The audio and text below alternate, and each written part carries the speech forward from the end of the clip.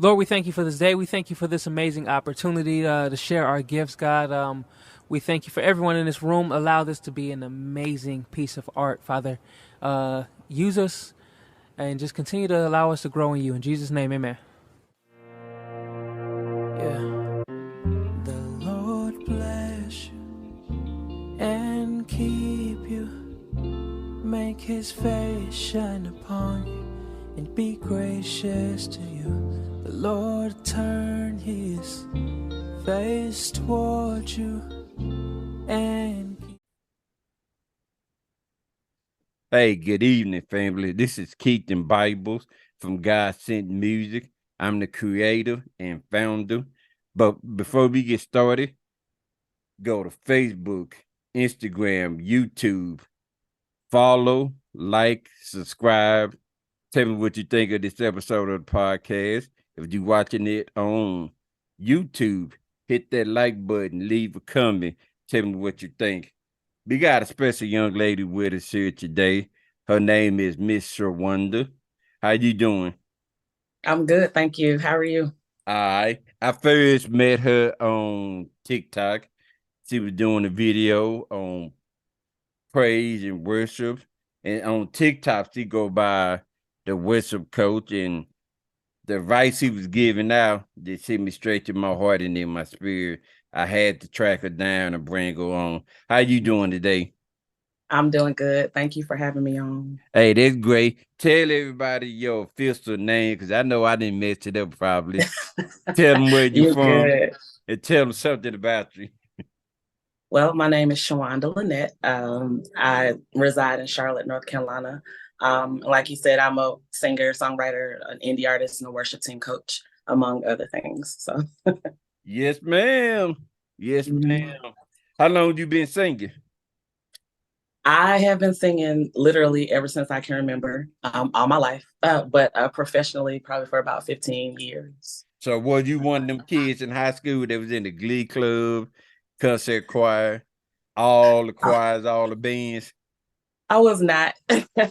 Definitely wasn't in the glee club. I did do chorus most of my high school and middle school years. Um, but most of my singing activity was, at church, talent shows, stuff like that. Okay, okay. So we gonna Mhm. ask you on any given day when you sitting at home chilling, who are some of the favorite gospel artists you like to listen to? Some of my favorite gospel artists, Yeah. I always have to put the Clark sisters in there because their harmonies and their blend and their arrangements are like unmatched. If I have to pick one out of the bunch is Karen. I don't know, for some reason her style I really love. Um, some other gospel artists, I always have to put like the Canton Spirituals in there because I love quartet music. I know they Can't ain't go officially wrong. gospel, but I love quartet music. Like I grew up listening to it. And some more current artists, I like Jonathan McReynolds. He's like really dope, a really dope singer and writer. Um, who else? I think Jonathan McMillan 2018 project, Living Room Project, classic, Mm-hmm. It was really classic. good. Yes. Yep. That was It's a gonna dope project. forever go down in history of one of the greatest gospel projects. Yeah, it was really good. I agree. I agree. So I do and I asked this, which one did you favor the most? Is it choir, praise and worship, quartet? Which one do you favor the most? See, I don't necessarily favor any genre the most. I like them all. So if you go through my playlist, you have a little bit of, gospel choir, you have quartet, you got, contemporary gospel, you got some Christian. So I like all of it actually. The So same yeah. here. Hmm. The same here. I think one of my favorite band right now I've been listening to is a band called Red Hand. They from Ohio. Oh yeah. I discovered them on Instagram. They are really dope. Yeah. Yes, I don't know Hmm. why they not bigger than what they are, but this Yeah. band is amazing. They are really good. They have this like authentic sound and it's Yes, like different. They're like, yeah, they're really good. Hmm. yes, yes. See, I'm glad to know I ain't the only one in Nuck. I told some friends, they was like, "Who is them?" I'm like, "Oh my goodness." Oh yeah. They just don't know. Yeah, they just they don't do know. they do need more recognition because they are really dope. Yes. So what made you decide to go in the way you going now as far as helping folks and teaching people with praise and worship?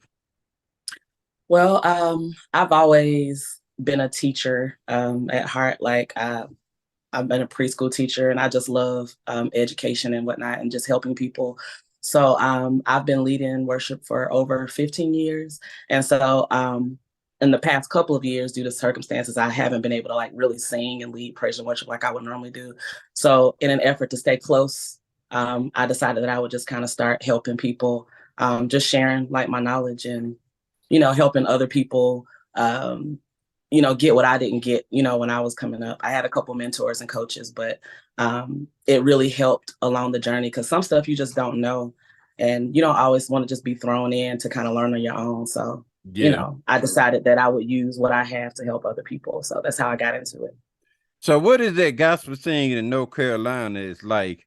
Because I always ask this, I talk to people from every rich form of America. What is that gospel scene like in North Carolina?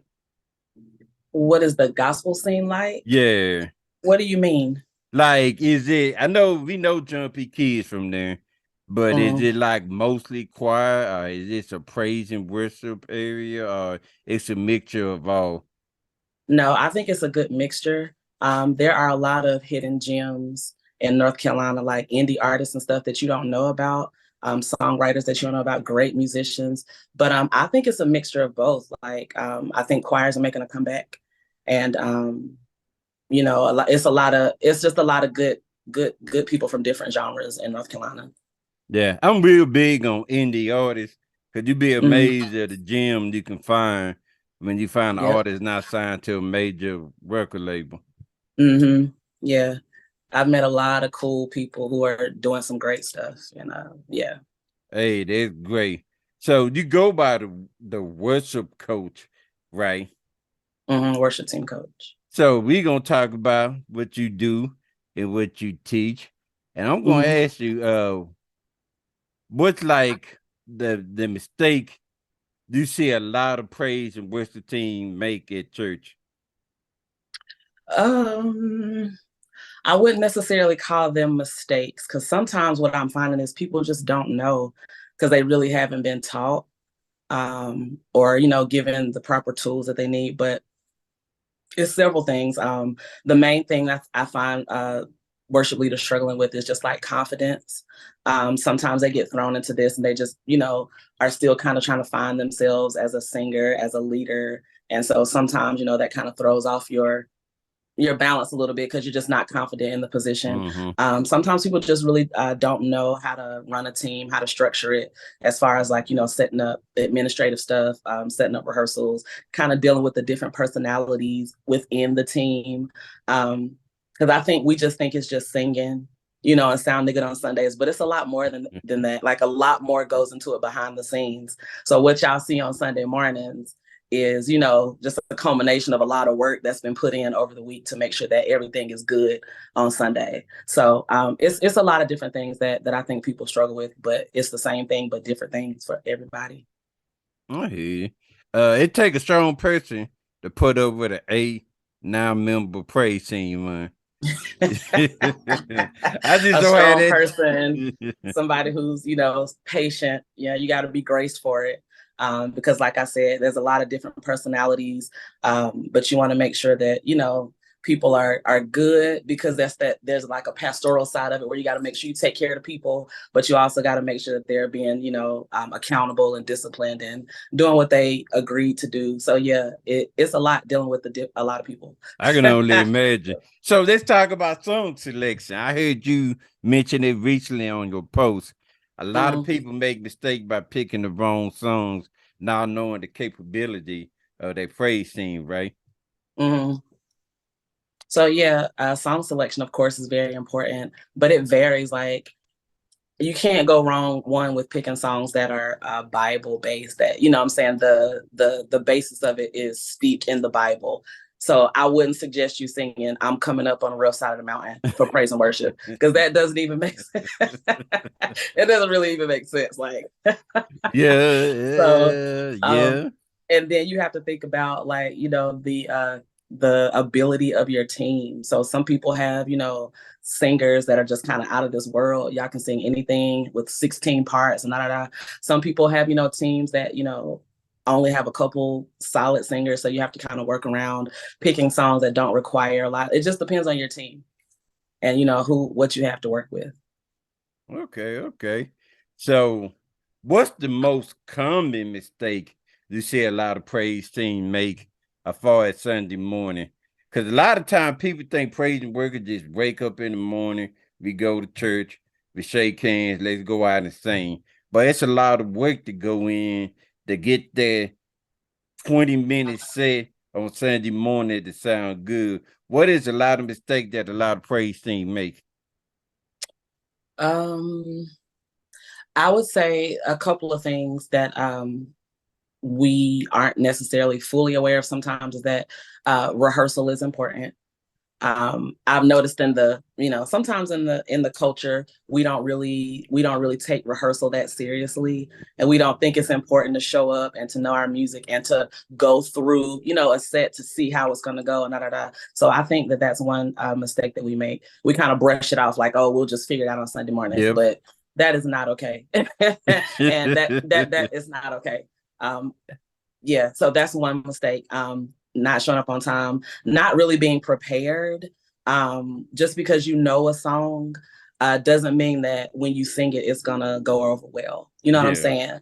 Like, because people hear differently and interpret differently. So just because you know a song a certain way, somebody else might hear it a different way. And so the point of rehearsal is coming together so we can all be on the same page. But then like you actually have to run through it so everybody knows what's going on and everybody's doing the same thing at the same time and presenting well in a unified front. So yeah, rehearsals, being on time, actually knowing your music. And then another thing that I think praise and worship leaders struggle with is being okay with being themselves, like in the moment.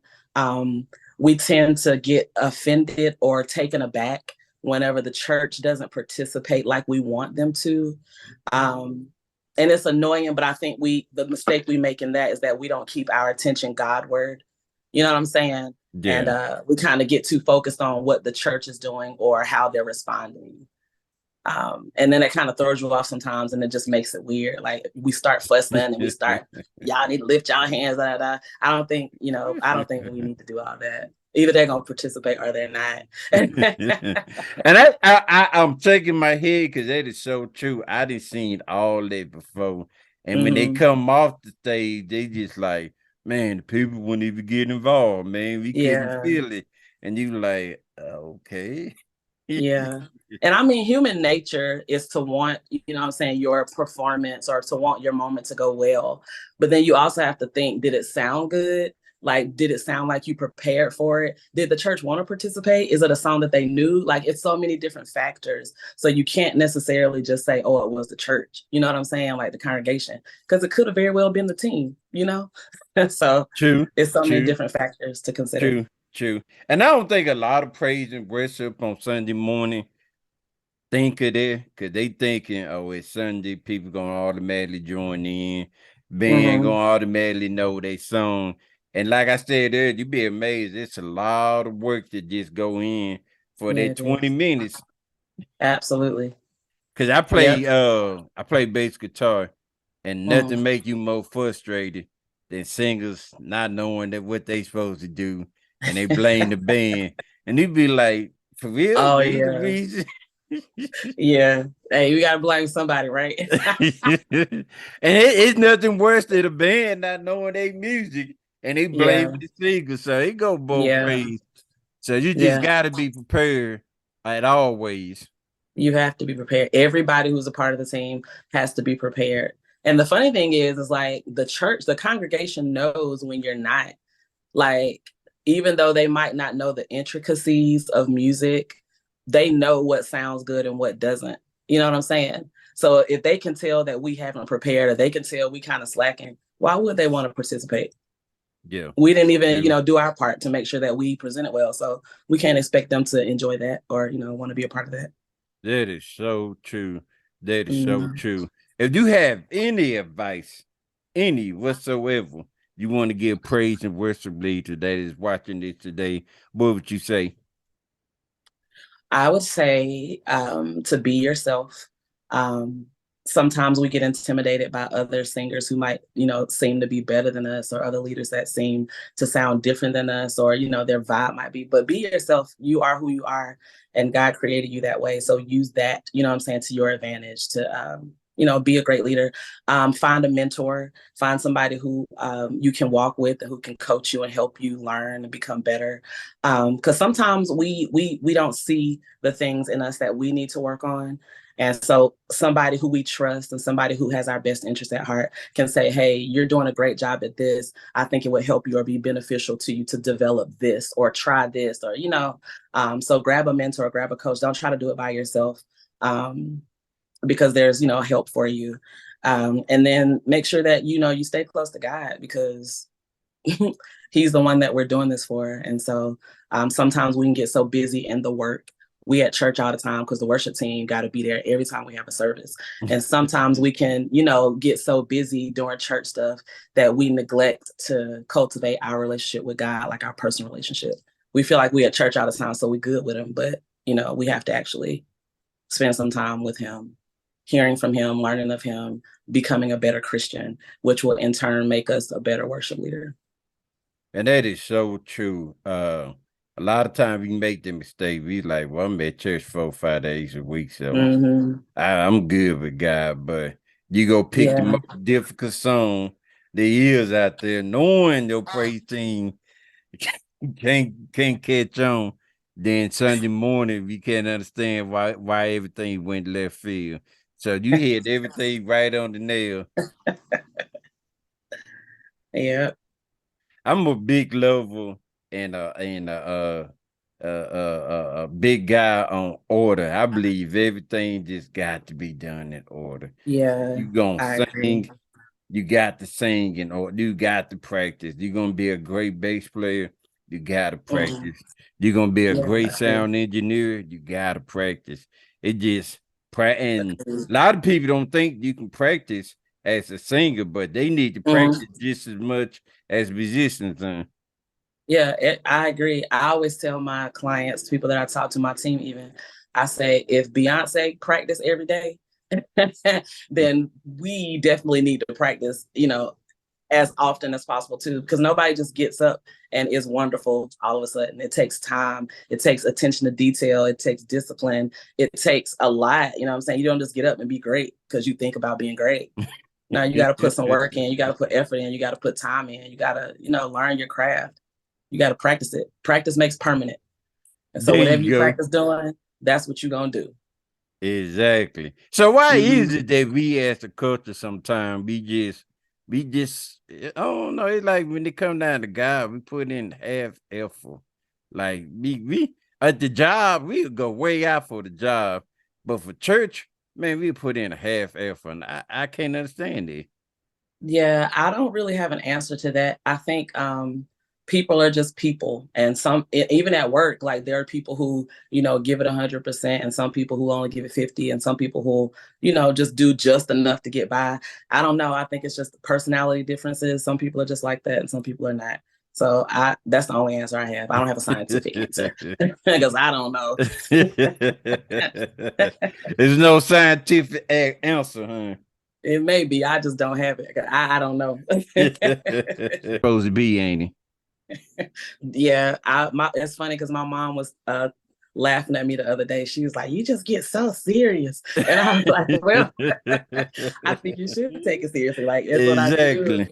So yeah, I do. I take it very seriously, but I also try to make sure I enjoy it, because when I get in work mode, like I just be gone. But I'll have to remind myself, "Hey, just enjoy it. It's fine.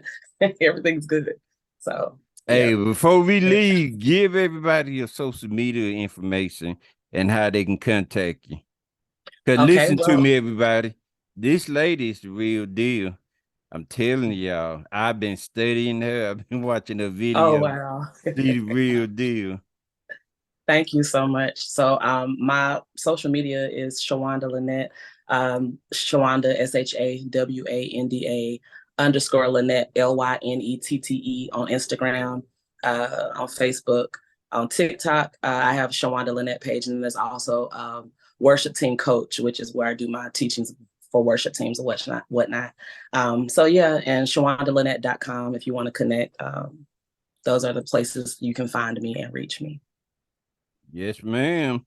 Before we leave, what advice would you give anybody that want to become a worship team leader?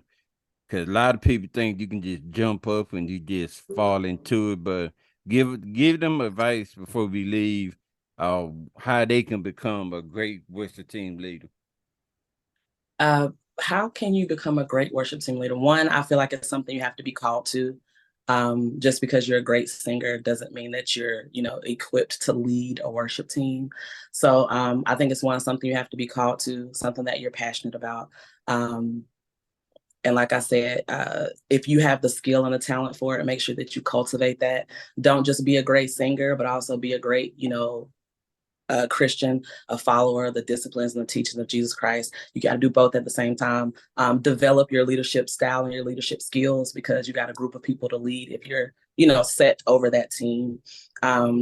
Be yourself, find a mentor, and always learn and always grow. Don't get stuck just because you're good. You can always become better. So, keep learning, keep growing, keep praying, keep being led by God, keep.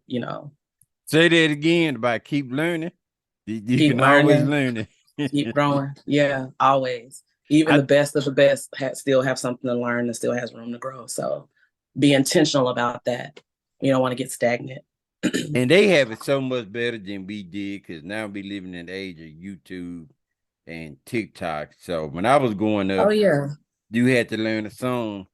You just had to listen to it and pray to God. And better know your part. There you go. Just now, catch on. You got YouTube. What? This is a song I gotta learn. Let me type it in YouTube. Booyah! There you go. Yeah, we do have a lot of resources now. Technology is good for some things. So yeah, if you don't know, YouTube University, you can always Google it. Yes, ma'am. Yes, ma'am. Well, let me tell you, thank you. I appreciate you taking that. My pleasure. Time. I know we tried a few times, and we weren't able to do it, but I'm finally glad we were able to do it. Yes, glad we were able to finally get together. Thank you so much for having me on. Hey, I think this is something that every praise team in America need to listen to and need to know. It's time out for us coming to church on Sunday morning saying that'll do. Yeah. Oh, well, that'll do. We got to put our best before God. And I can tell by talking to you, you definitely put your best before God every Sunday. Thank you. Yeah, I try, but mostly, like I said, my heart is to honor him. And so with what he gave me, I do my best to do that. So I'm just grateful that he trusted me with this and, just grateful for the opportunity. So. Yes, ma'am. Well, this is not your last time coming to talk to. Next time, we might have your band come with you, get a full concert or something. A full concert. Now you don't went from a song, from a couple of bars. Get a full concert. A full concert. Okay. A full concert. Yeah, we'll talk about it. Okay. Hey, thank you again for coming over here. I really do appreciate it. My pleasure. Thank you. Hey, talk to y'all later. Like I say, if you watching this, like, follow, and subscribe. Tell me what you think. Y'all have a good one. So we flow free, fix our hearts, our minds, Lord, change our identities. Yeah. By faith, we will receive all that He has for us. Just hold on, it's on the way. By faith, we will receive all that He has for us. Just hold on. So many people claiming that they know the way. Nobody's listening, but we all got something to say. But if we get down on our knees and humble ourselves and pray, He'll heal our lands. Yahweh, we pray. We walk by faith and not what we see.